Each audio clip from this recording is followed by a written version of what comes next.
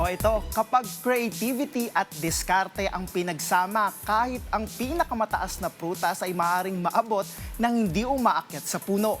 Viral ngayon ang isang content creator na ginamit ang kanyang husay sa volleyball para makapitas ng nyog at mangga at umani ng tuwa mula sa mga netizen.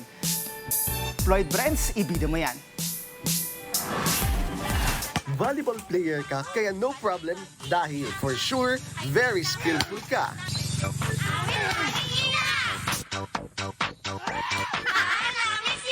Ang content creator na ito, abay, pag nag-crave ay madiskarte. Hindi na niya kailangang akyatin ang puno ng niyog na ito.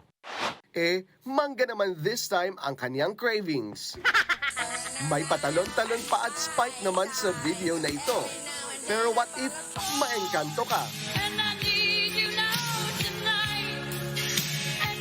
From this to this.